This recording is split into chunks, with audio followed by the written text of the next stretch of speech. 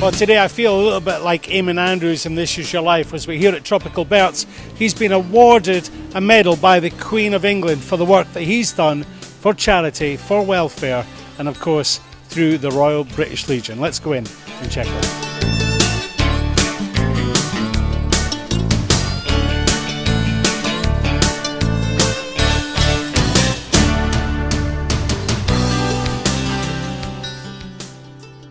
Your Excellency, members of the Legion, distinguished guests, ladies and gentlemen, thanks very much for coming here today.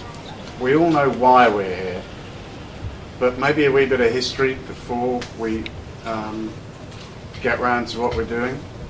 In 2007, a few blokes sat round a few beers, decided to create the Royal British Legion in Thailand. From those small beginnings, this band of brothers is now well over 300 strong and has representation not only in Chonburi, but in Chiang Mai, Bangkok, Korat, and elsewhere in the country. Many people have helped create that, but it all revolves around one man, and that man is Albert Elson.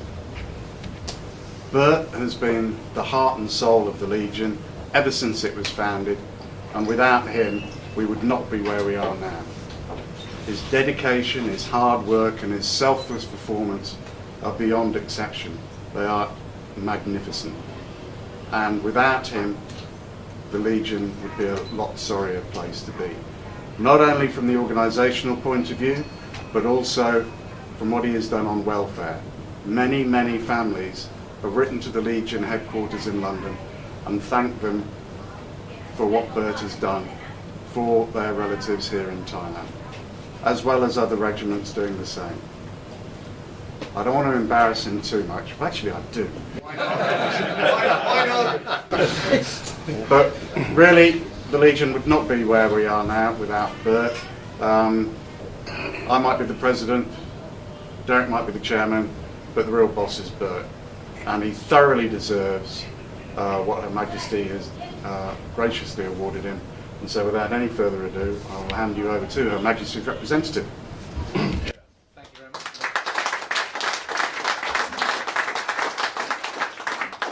Thank you very much. Well, I wanted to sort of say basically two things, which are thank you and sorry. Let's start with a thank you. The thank you is thank you to Bert for, as Graham said, for everything that he's done. I've been here for just over a year. And I've never heard a bad word said about Bert. I've heard a lot of good things said about Bert. I've seen what he's done. We've reinvigorated the Kanchanaburi ceremony, which I think is right and fitting, and I personally have family links to that. And we are also very grateful for everything Bert does in helping out on the welfare side, because that's very close to what the embassy is also about, looking after people who are here. And the sorry is that it hasn't happened before, because you were actually awarded it several months ago, and it's not to sort of give away too many secrets that we've already sort of had a mini ceremony back in Bangkok, and we agreed to come and do this when we could announce something else, but British bureaucracy and Thai bureaucracy have combined to mean that it's an excuse for another party, hopefully in a few months' time. And before I do hand over a certain thing in my pocket, I also wanted to say actually it's been quite a good opportunity to introduce you to a new member of staff in the embassy, Colonel Chris Luckham, who is the new Defence Attaché at the British Embassy. We're very lucky to have Chris. He's one of the most able officers I've ever met, and we're very happy to have him at this time when things are a little bit busy, should we say. So it's an opportunity to introduce Chris to the Legion as well. But I will now take this out and give you it back. But I think it's really fitting that you should have this. But I mean, it's very worthy recognition of everything that you've done. These don't get given lightly, and so well done. Thank you very much.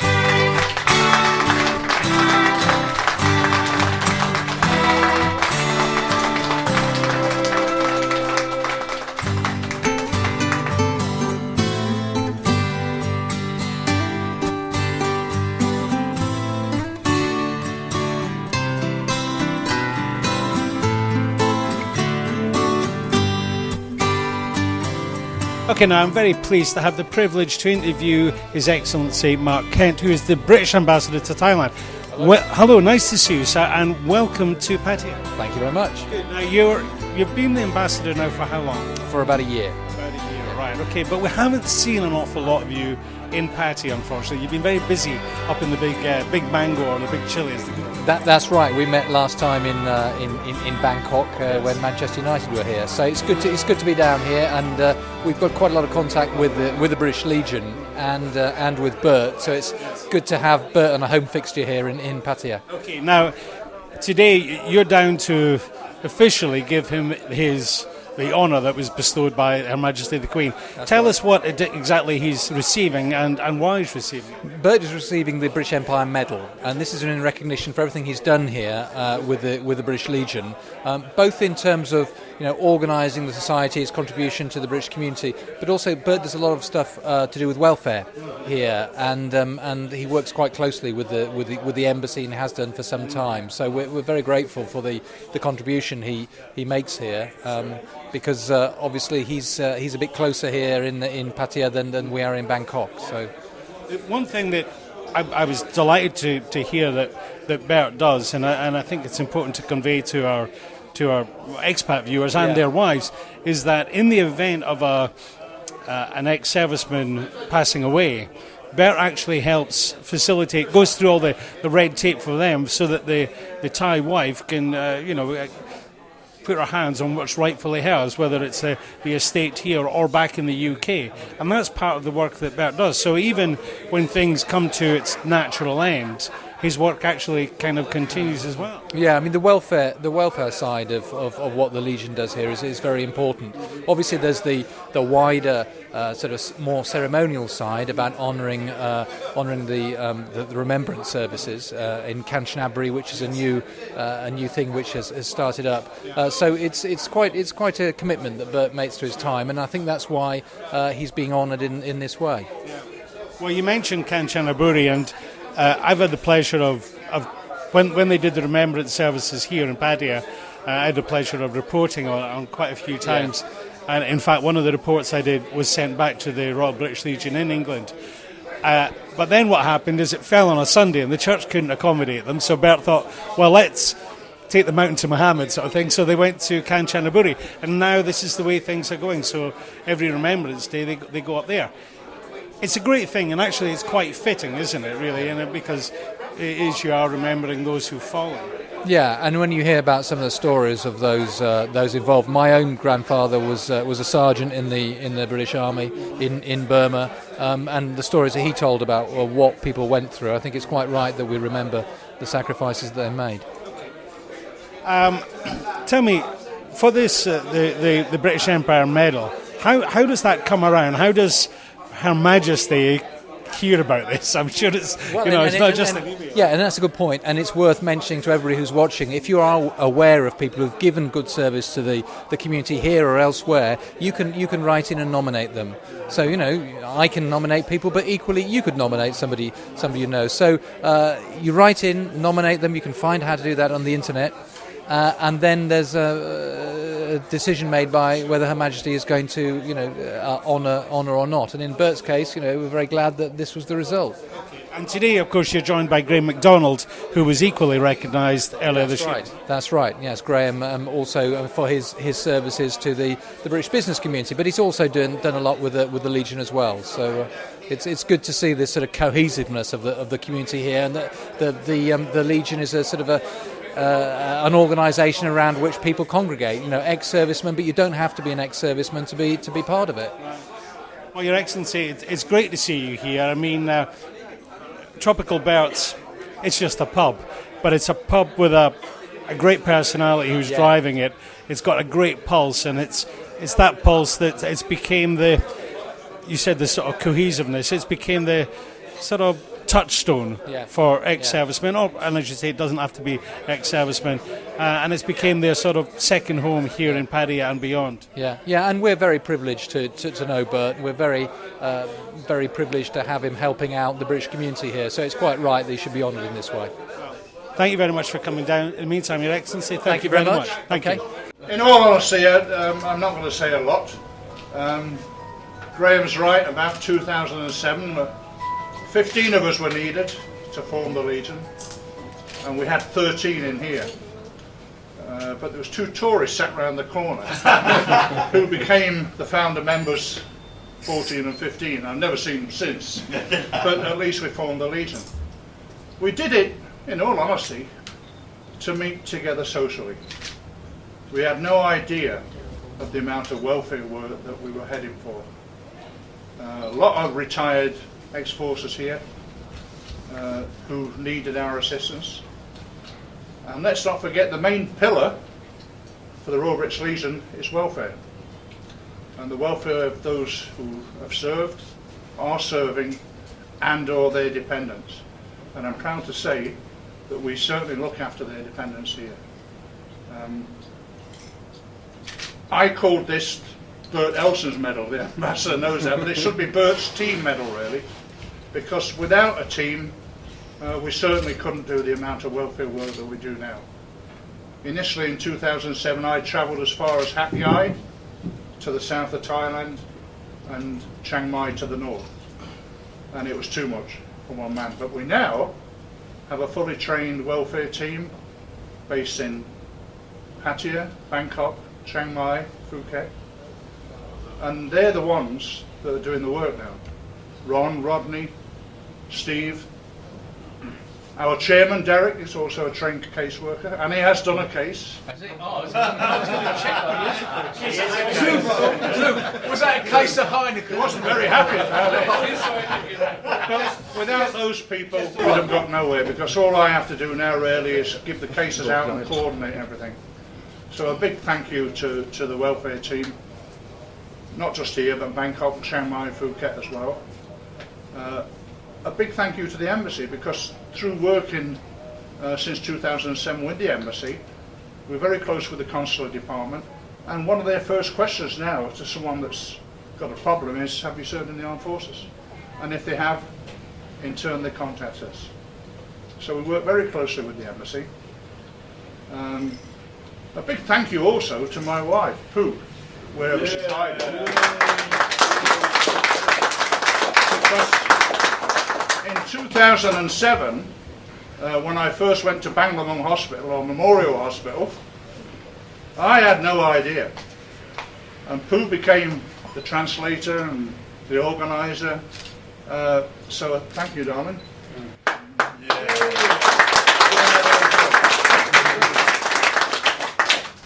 And finally, thank you to you all as members. Without membership, there would be no Legion. And remember, every little bit of money you put in for membership helps to run the Legion.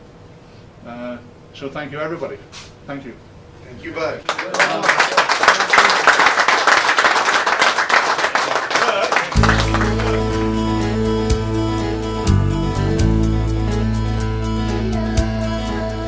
Okay, I'm now joined by the man who's the man behind Tropical Bert, but not only that, he's the Secretary of the Royal British Legion. Actually, although he's the Secretary, he's really the man holding the reins. It's Bert Elson. Bert, tell me, I have to say that was a wonderful speech you gave today, and I could see at the end you were getting a little bit emotional. Yes. It's been quite a journey, hasn't it? It certainly has from 2007. We've helped a lot of people.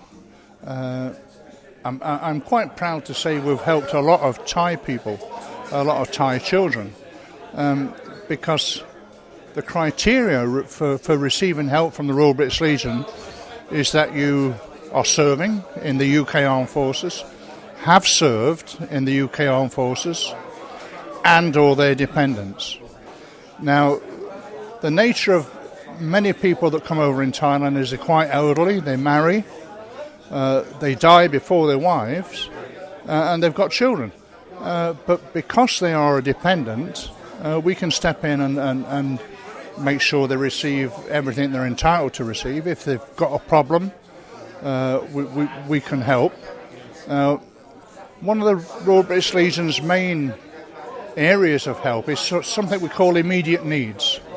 And that could be anything from paying the rent, electricity, all utilities, food in the fridge, schooling. We spend quite a lot on schooling. So I'm quite proud that we help Thai people in the country that we've adopted. Well, actually, I touched on that with the interview with the ambassador, because the first time when you told me about that, I was very pleased, but I was amazed that it went so far to help the wives and spouses of the servicemen who'd unfortunately passed away. Let's talk about where that money comes from. It comes from mainly the Poppy Appeal. We have a period we call Remembrance Tide, which is the last week in October until the 11th of November. Everything we raise during that period goes in the Poppy Appeal, and every bit of that Poppy Appeal is used for welfare. What the Royal British Legion try and do is cover the costs of the Royal British Legion through our members, through membership, so that everything else that's coming in we can use for welfare. Okay, now standing behind the camera is a good friend of mine and yours, Ronnie Charman, and I know Ron's in the background here. These are guys they're not just care workers, and we can maybe discuss what care workers are, but they help facilitate the Poppy Appeal. How much was raised in 2013? 2013 we raised 1.6 million baht. Sorry, 1.3 million baht. This year we're touching on 1.15, with money still coming in. We won't beat last year, but we won't be far off it.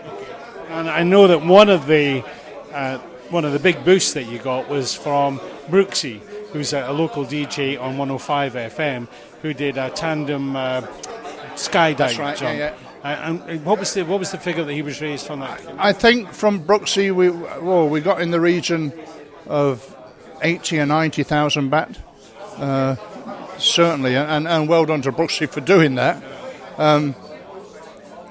There are a few major events, but that was probably one of the most dangerous major events that we had this year. But it was great of Brooksy to do that, and I would think 80 or 90. I don't know offhand, but he was aiming for 100,000.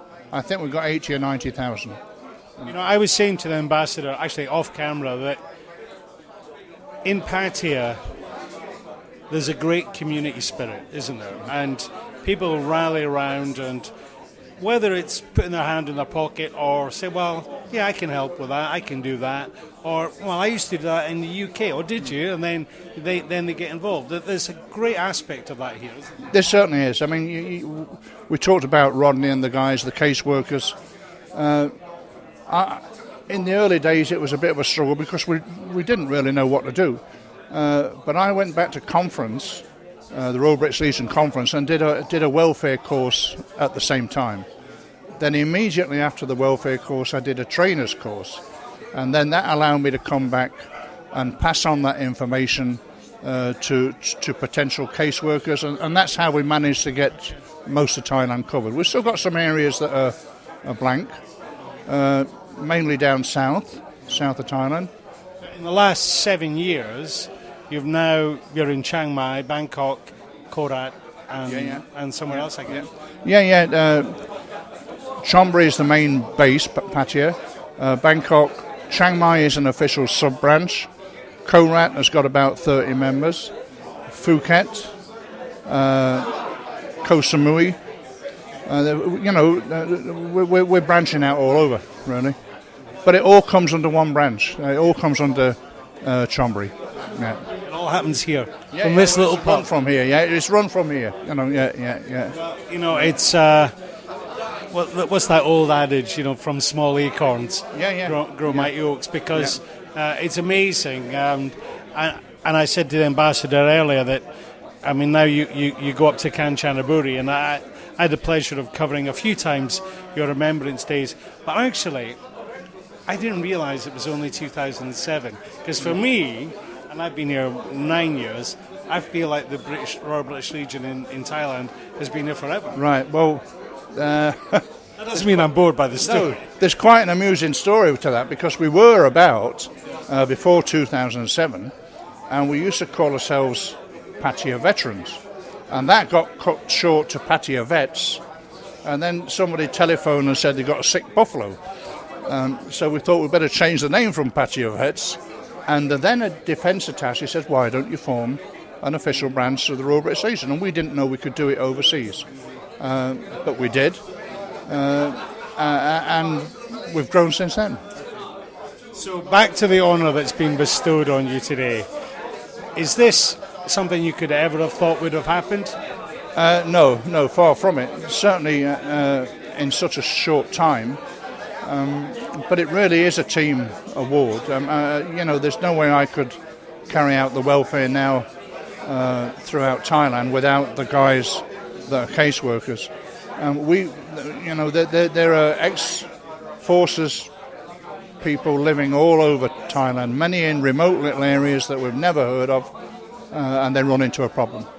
And we've got to get up there and help them, And like I said earlier, it could be that we help their family as well, Okay. And looking forward for the rest of the year, is it same but different? Or? Well, it will be same, but there will be some different things this year. Bear in mind it's 2014, the 4th of August 2014, 1914 was the start of World War One. So we're going to do something on the 4th of August in Thailand. It may well be at the British Embassy because it relates to World War One, and the people that died during that war from Thailand are remembered at the monument at the embassy. So we'll maybe do something at the embassy in August. April we'll be heading up for the River Kwai to see our Australian friends for Anzac Day, and also Mick Newbert, who's now the cemetery manager up there. And then November, again, there'll be a big thing. It is phenomenal what you've achieved, and great that you've been recognised by Her Majesty the Queen of England. And I hope you're going to have a great year. I think you're going to have more challenges because more people, you're spreading your net. More people are finding out about the great work that you do. And hopefully you and your team of caseworkers and your colleagues in Korat and Chiang Mai and Bangkok continue to work together to help these veterans and to help their wives and their families. Thank you, Paul. Thanks very much. Bert, nice to see you again. Pleasure. Cheers. Thank you.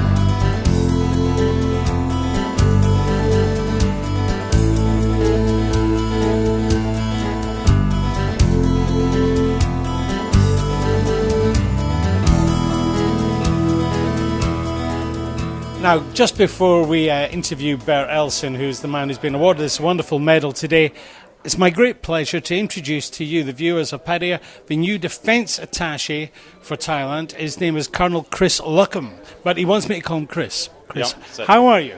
I'm very well indeed, very pleased to be in Thailand. Good. How long have you been here, sir? I think I'm on week 5 now. Week 5. Okay. So Okay. So how's your Thai?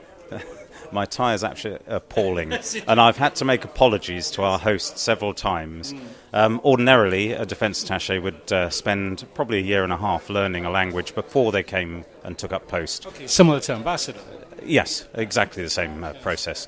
But our Prime Minister made a commitment to the government here in Thailand to have a defence attaché here and rekindle our relationships. And therefore, I was sent at short notice. And I'm an Arabic and Portuguese speaker, not a Thai speaker. So over the next few months, I'll have to readjust my head and start speaking a bit of Thai. Okay. So where have you came from? I've spent the last 4 years in Sudan, helping as a defence attaché in Sudan, South Sudan, but also helping the African Union high-level panel. I work for Thabo Mbeki as a lead security negotiator on the North-South issues. So when you get the notice that Thailand is calling, and I'm sure that Thailand's a charming country and you're hopefully very pleased to be here, but how does it fit with you when there's so much work that you were in the process of doing and hasn't been completed, or does that just then go to the next man who's filling your boots? Well, we have a system of rotation anyway, so the handing over is actually quite good. You get new ideas, fresh blood. In terms of the work I was actually doing there, it had come to a natural conclusion the formation of Africa's 54th country, the newest country in the world, making sure that those two countries weren't at war with each other.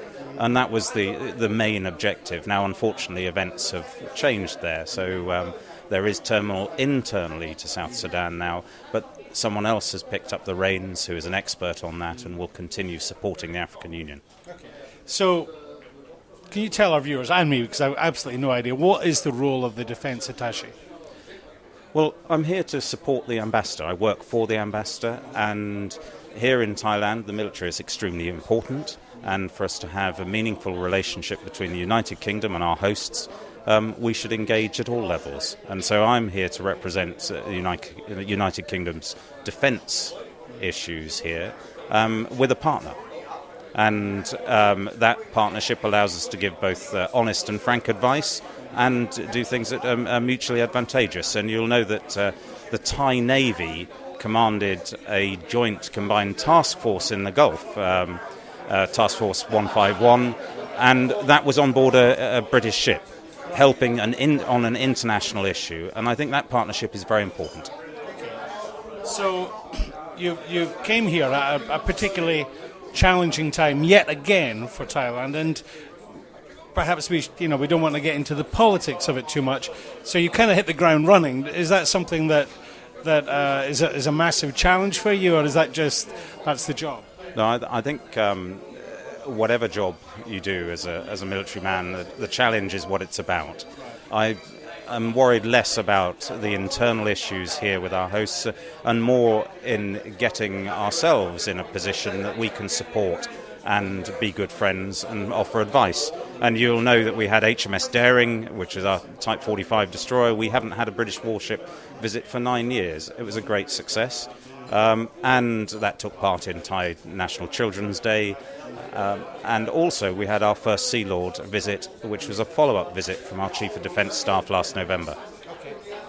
One thing that I would like to highlight, I mean, for our viewers watching in Thailand, in Pattaya and the surrounding provinces, the troubles in Bangkok are completely isolated. I mean, we are entirely unaffected, other than, of course, that the various embassies around the world have offered, are now saying that these travel advisory warnings. So that they're saying that nationals from Australia and New Zealand shouldn't come to Thailand. There's potential risks, and that if they do come, they're not going to be insured. The word that comes to my mind is poppycock, But what's your take on it? I mean, I know you've just been here. And that's obviously for our consular section and the ambassador to answer in detail. What I will say is that, and I can't speak for our partners and other countries who offer travel advice, is that we offer factual advice and guidance to events that have happened. We're not offering a view, and we're definitely not saying at the moment people shouldn't come to Thailand. We're talking about avoiding certain situations, and it's outlined in the travel advice very clearly. And so that is just a factual issue which the embassy is duty-bound to do to protect citizens, which is one of the core functions of the embassy here in Thailand. Well, Colonel Chris, it's great to see you here in Pattaya. Is this your first time here in Fun City? It is my first time in Pattaya, and I'll see how tonight goes. I'm sure it'll be great. I'm sure you're going to have a great time, not just here in Pattaya, but also in your whole tenure. How long is your tenure? We would normally do a Defence Attaché tour for 3 years. Right. So that's what I would expect to do, to support our hosts over a long period of time. Okay, so the next time I interview you, we can do it in Thai, right? Certainly. Not that I'll be able to understand you. I've been here 9 years and I hardly speak a word. Thank you very much. Nice to meet you.